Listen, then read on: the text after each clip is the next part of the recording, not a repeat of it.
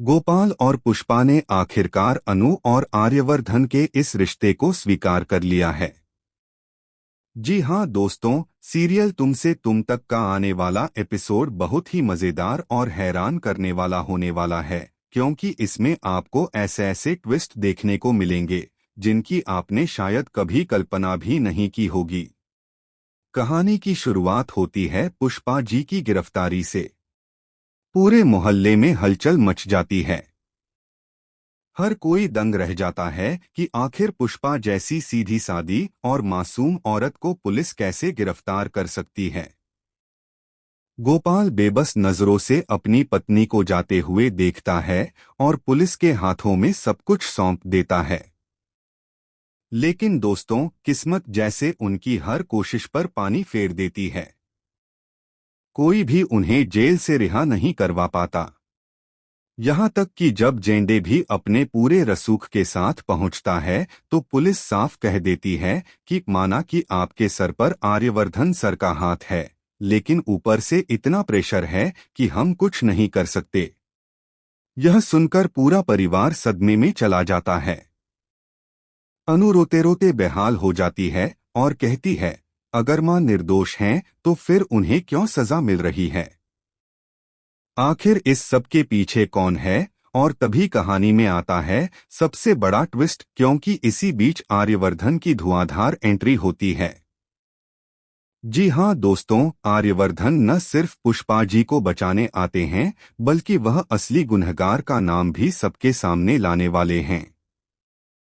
असली गुनहगार कोई और नहीं बल्कि रघुपति है, जो लंबे समय से चालाकी और साजिश का खेल खेल रहा था। आर्यवर्धन पुलिस के सामने सबूत पेश करते हैं और रघुपति का चेहरा बेनकाब कर देते हैं। यह देख पूरा मोहल्ला चौंक उठता है। हर कोई कहता है कि जिसने हमेशा खुद को मासूम और धर्मात्मा साबित किया, वही सबसे बड़ा अपराधी निकला। लेकिन दोस्तों, यहीं पर खत्म नहीं होती कहानी। जैसे ही रघुपति की सच्चाई सामने आती है, अचानक पुलिस कहती है कि अभी और भी लोग इस साजिश में शामिल हैं। तभी यह राज खुलता है कि रघुपति ने अकेले नहीं, बल्कि अपने साथ किसी बहुत करीबी शख्स को भी मिला रखा था। और जब उस शख्स का चेहरा सामने आता है तो अनु और आर्यवर्धन के पैरों तले जमीन खिसक जाती है, क्योंकि वो और कोई नहीं बल्कि जेंडे हैं। जी हाँ, जिस जेंडे पर सबको भरोसा था, वही दुश्मनों के साथ मिलकर खेल खेल रहा था। यह खुलासा सुनकर गोपाल और पुष्पा दंग रह जाते हैं। अनु की आंखों से आंसू बहने लगते हैं, क्योंकि जेंडे को वह अपना सच्चा साथी मानती थी। अब कहानी लेती है एक और नया मोड़।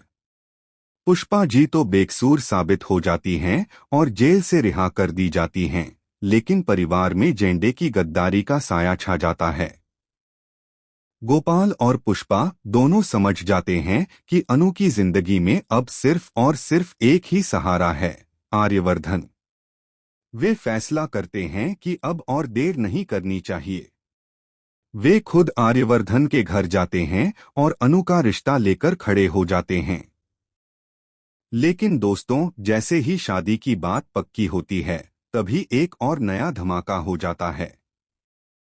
रघुपति जेल से भाग निकलता है और कसम खाता है कि वह इस बार सिर्फ आर्यवर्धन को ही नहीं बल्कि पूरी फैमिली को खत्म करके रहेगा।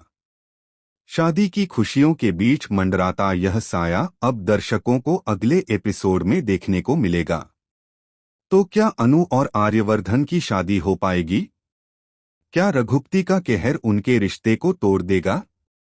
और क्या जेंडे सच में पूरी तरह खलनायक बन चुका है, या उसके पीछे भी कोई और कहानी छुपी है? यह सब जानना बेहद इंटरेस्टिंग और शौक